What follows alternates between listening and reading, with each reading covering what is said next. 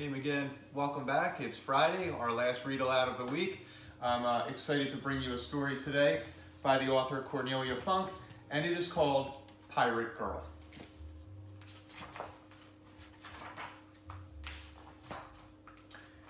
Captain Firebeard was the terror of the high seas. His ship, the Horrible Haddock, sailed faster than the wind over the waves. Whenever the Horrible Haddock appeared on the horizon, the knees of honest, seafaring folk would shake like jelly. Captain Firebeard had a fearsome crew. His helmsman was Morgan O'Meany. His cook was Cutlass Tom. Bill the Bald, Willie Wooden Hand, Crooked Carl, and 20 more terrible pirates just like them made up the rest of this motley bunch. When Firebeard's crew boarded a ship, nothing was safe. They stole the silver spoons and the captain's uniform. They stole the ship's figurehead, the pots and pans, the hammocks, and the sails. And of course, they stole all the casks of rum. But one day, Firebeard robbed a ship that he really should have left alone. On board was a little girl named Molly. Molly was off on a trip to see her grandma. The pirates leaped on board with an ear-splitting roar. Molly tried hiding among the ropes, but Morgan O'Meany soon fished her out.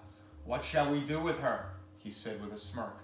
"Take her with us, you fool," bellowed Firebeard. "Her parents will pay a handsome ransom for such a little treasure. And if not, then we'll feed her to the sharks." "You'll be sorry for this," cried Molly. But Morgan O'Meany rolled her up like a herring and tossed her on board the Horrible Haddock.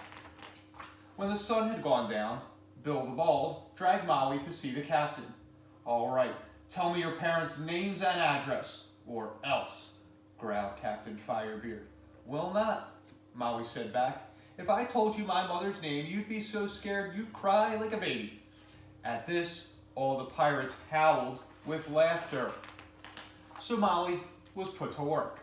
She peeled potatoes and cleaned boots. She polished cutlasses, patched sails, and scrubbed the deck.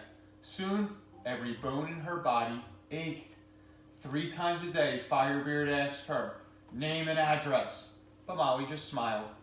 "Feed her to the sharks," roared Willie Wooden Hand, but Firebeard ground his teeth and said, "She'll talk before long." Every night, the pirates had a party. They drank, staggered across the deck, danced on the ship's rigging, and bawled out the rudest songs. But Molly had a plan. While the pirates were carousing, she wrote secret messages and popped them in empty bottles. When the pirates were safely snoring in their bunks, she tossed the bottles into the sea. Molly did this every night. One night, the pirates partied until dawn, but this time they fell asleep on the deck.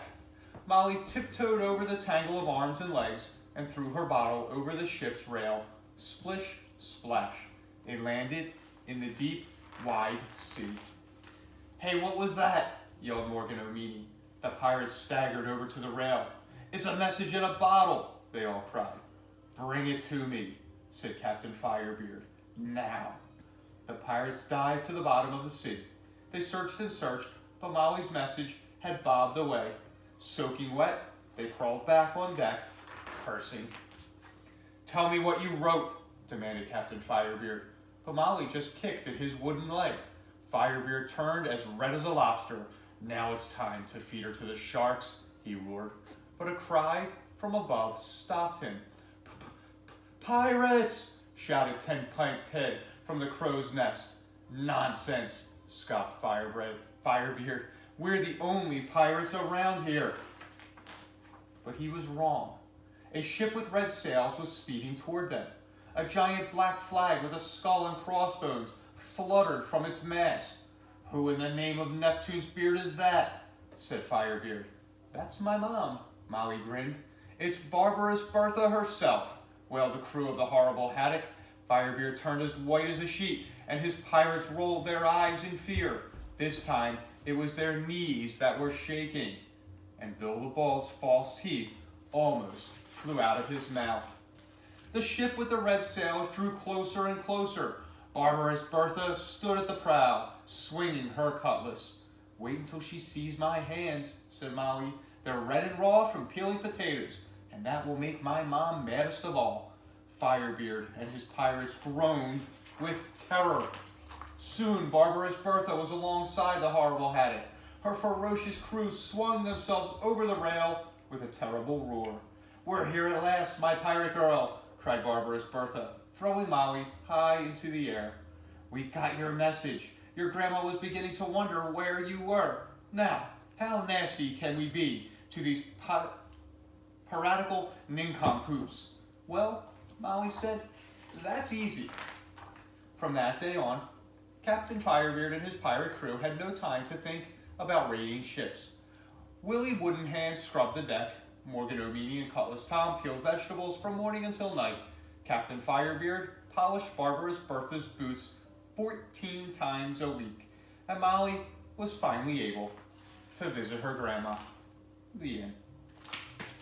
So I hope you enjoyed that fun little read aloud to take us into the weekend. Have a good time out there, and we'll see you next week again. Bye-bye.